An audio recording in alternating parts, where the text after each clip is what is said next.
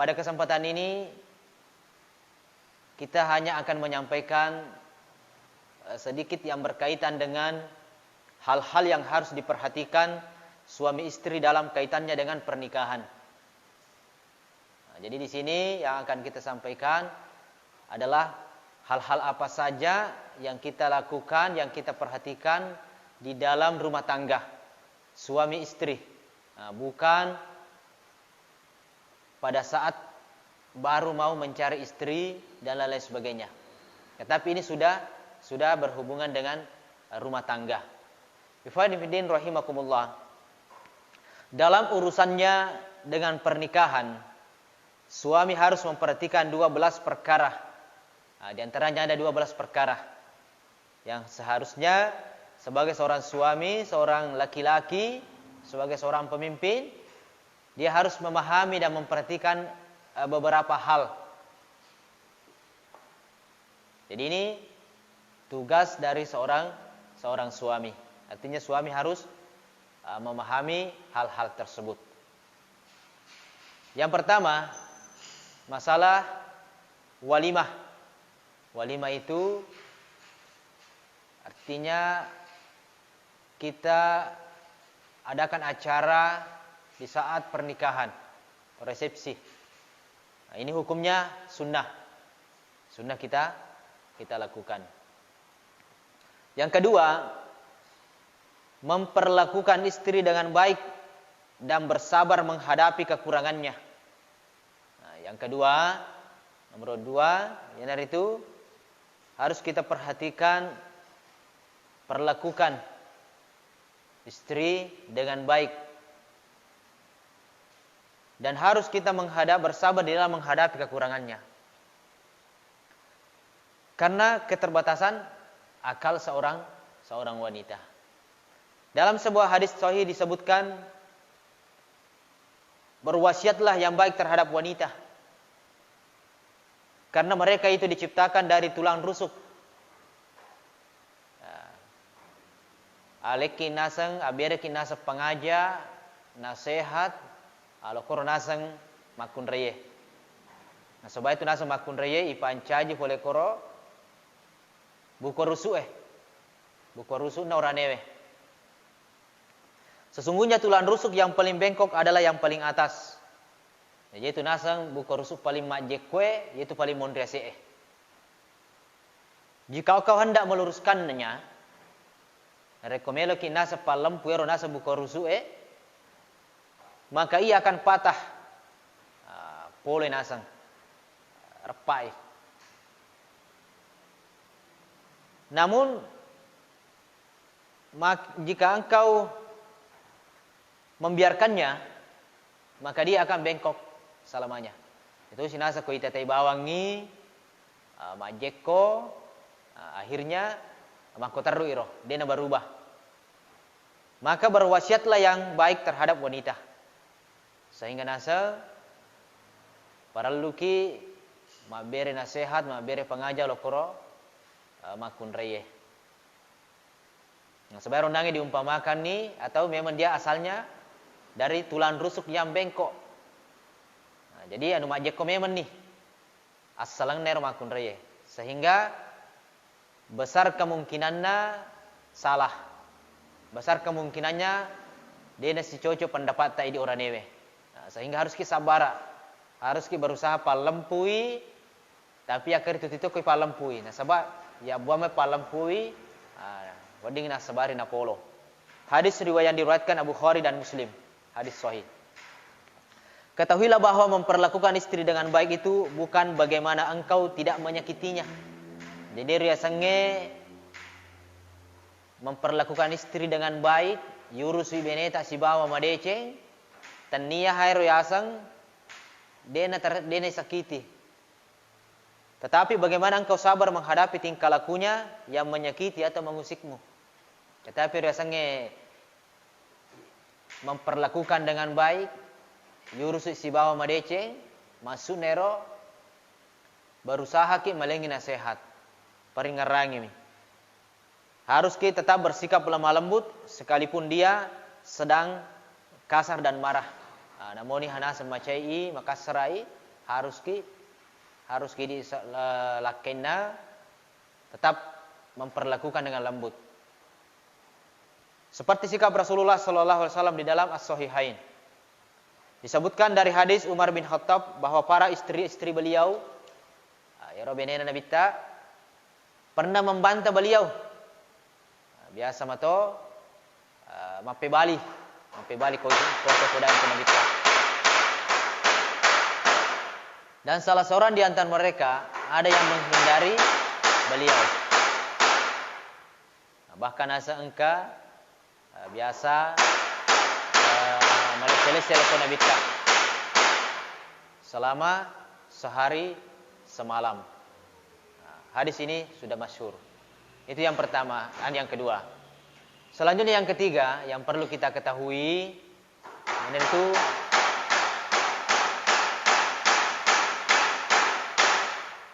bergurau dan bercanda dengan istri.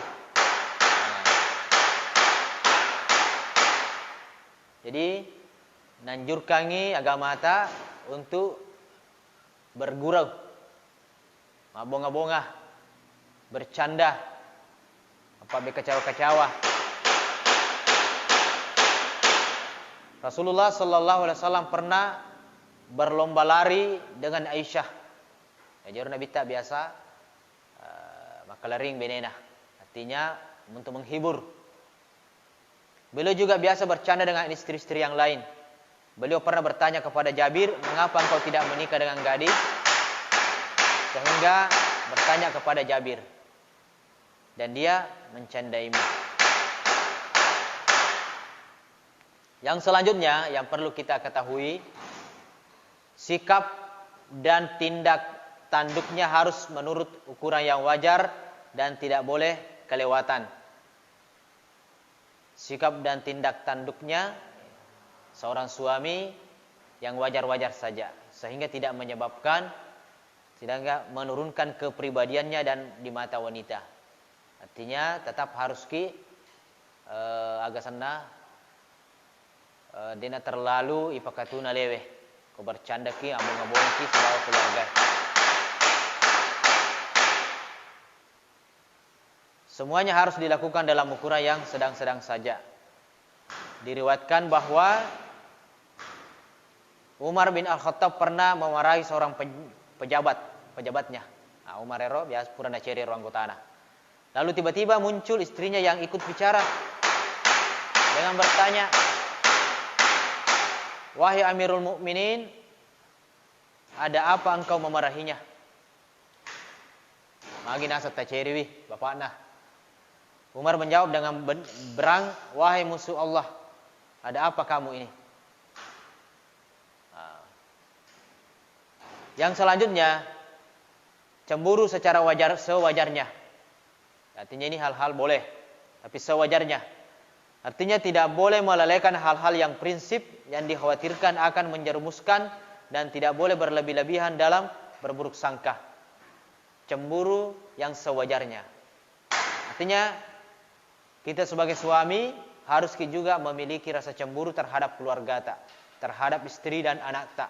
Artinya cemburu yang dimaksud di sini ketika mereka melakukan sebuah pelanggaran terhadap Allah dalam syariat, kita harus merasa ada rasa peduli, ada rasa kecemburuan terhadap mereka. Misalkan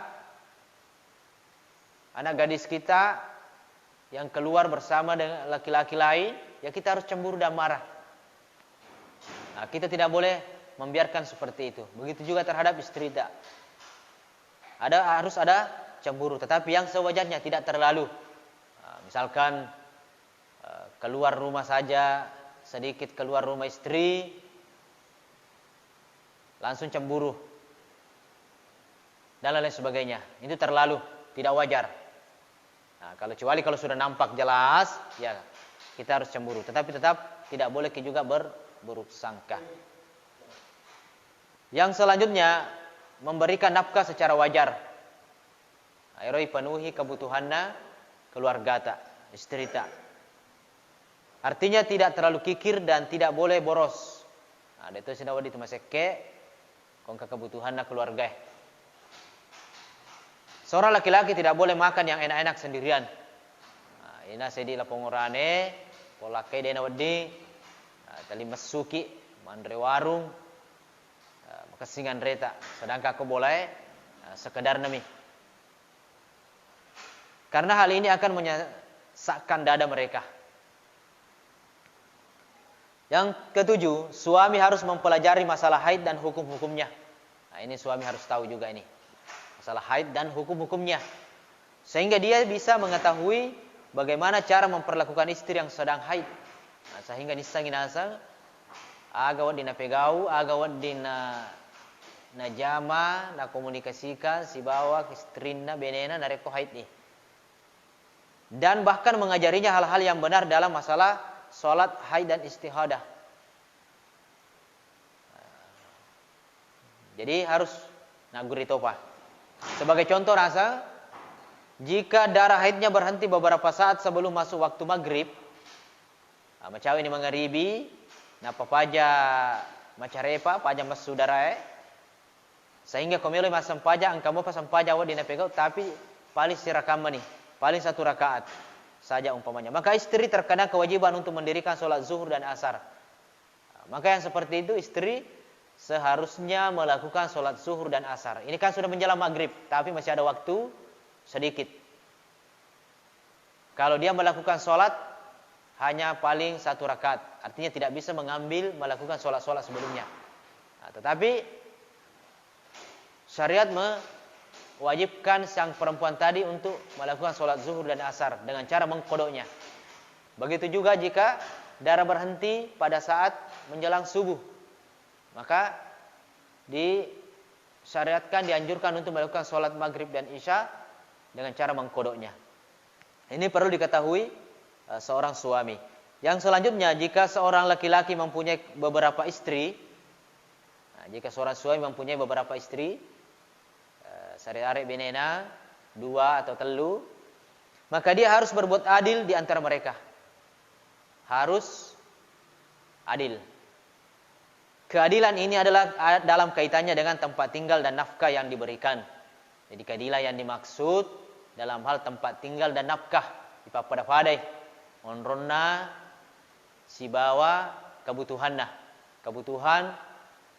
sosona. Bukan dalam masalah kasih sayang dan cinta. Ternyata nasa dalam kasih sayang dan perasaannya. Karena masalah perasaan itu dijamin tidak bisa adil. Tidak bisa ada yang adil dalam hal itu. Dalam masalah perasaan.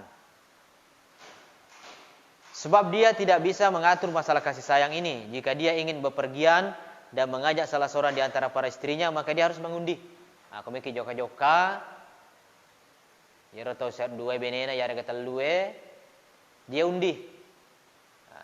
Nah toro pe kecarana na wadi angka mace salah sedina. Dia na wadi berdasarkan pribadi nami, maka dia melo face, tetapi dia lakukan pengundian. Siapa yang mendapat undian, maka dialah yang berhak mendampingi suami. Yang selanjutnya, nusyus. Aliasan nusyus, jika nusyus percekcokan ini datang dari pihak istri, maka suami harus membimbingnya dan mendorongnya untuk taat dengan cara paksa. Tetapi harus melalui beberapa tahapan secara berjenjang saat membimbingnya. Aku si salah ki, salah pendapat ki harus bertahap. Dia langsung tu si salah dan lain sebagainya. Pertama-tama melalui peringatan dan ancaman. Eling peringatan, inasihati wi, ancang-ancang cede, narekon ke pelanggaran dalam hal syariat dan lain sebagainya. Nah, ciameu kaling ada. Jika cara ini tidak bermanfaat, nareko pura dinasihati, pura diancang-ancang, ada mau pak, maka tempat tidur harus dipisah. Pisah tempat tidur. Nah, ini manca di masalah mako kewe, dia nule berlaku hukuman seperti ini. Nasabah terbiasa nih mo. Terkadang kalian mimilawi. Namun termasuk pula tidak mengajaknya berbicara selama 3 hari 3 malam. Wadi dia wadah. Telunga setolong pendi. Jika cara ini tidak bermanfaat, tapi nasa dari kode mo pernah napaduli ero, boleh memukulnya dengan pukulan yang tidak menyakitkan. Awak digasa, pendiri, tapi yang tidak menyakitkan sebagai penegasan saja. Dan tidak boleh memukul menyakiti badannya atau mengenai wajahnya. Dia dapat ditapana. Yang 10, sedikit lagi, dalam adab ijma bersetubuh hendaknya dimulai dengan baca basmalah, lalu doa, tidak menghadap kiblat, menutup dirinya dan istrinya dengan selembar kain atau selimut. Dimulai dengan cumbuan, pelukan dan ciuman. Dek cinampa piwani? Ya mi loresa nge. Loresa mi matu ye. Ye bo nah. Tar jolok pura ya nuku. Ye. Yang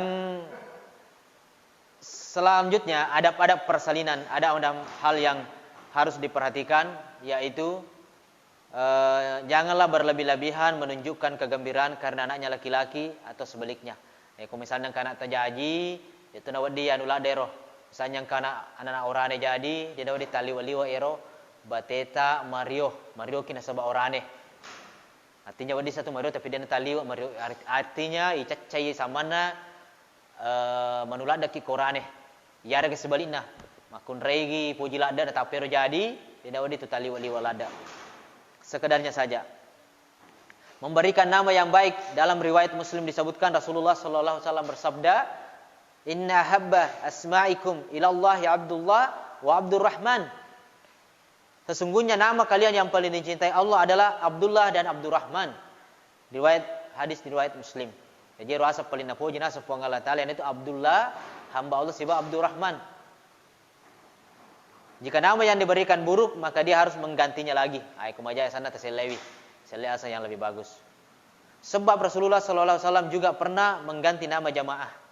Beliau juga kurang menyukai nama-nama aflah, paling beruntung, nafi, bermanfaat. Nah, itu nama kasih bahasa nero. Yazar, banyak memberi kemudahan. Robbah, banyak labanya. Barakah, dan lain-lainnya.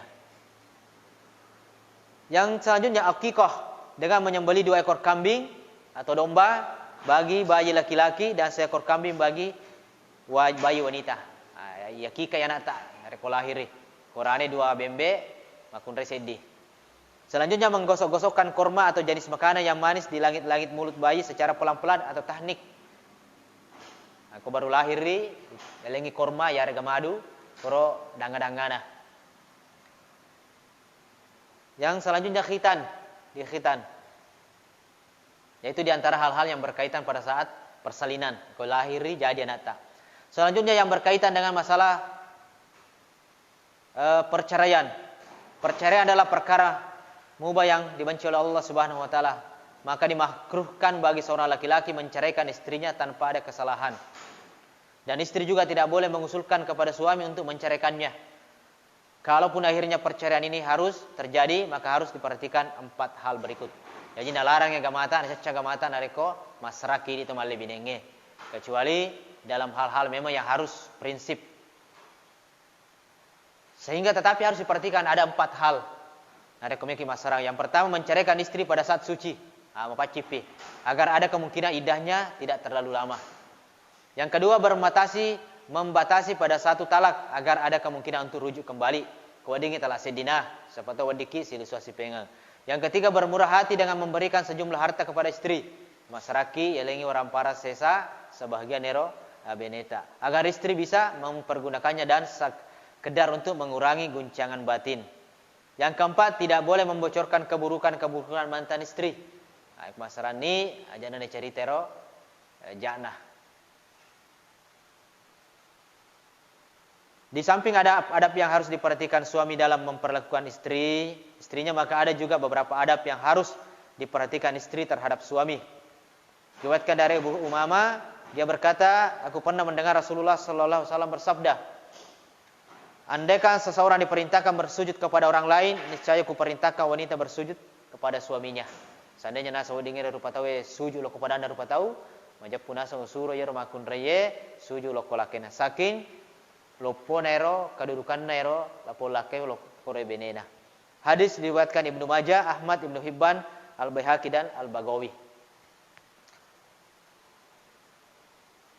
Beliau bersabda seperti itu karena melihat besarnya hak suami atas istri. Dalam menegakkan hak-hak suami atas istri, jadi banyak hadis yang menjelaskannya dan memang hak suami ini amat banyak. Namun yang terpenting ada 2 hal, menjaga diri.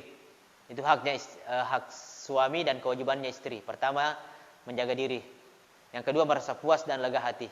Harus senang dan puas seorang istri terhadap apa yang diberikan oleh suaminya. Ya, mungkin seperti itu yang singkat ini yang bisa kami sampaikan. Mudah-mudahan bermanfaat dan bisa kita pahami dan amalkan. Ada beberapa hal-hal seorang suami yang harus diketahui dan diamalkan berkaitan dengan hubungannya dengan istri. Saya akhiri, subhanakallahumma bihamdika asyhadu an la ilaha illa anta astaghfiruka wa atubu ilaik. Assalamualaikum warahmatullahi wabarakatuh.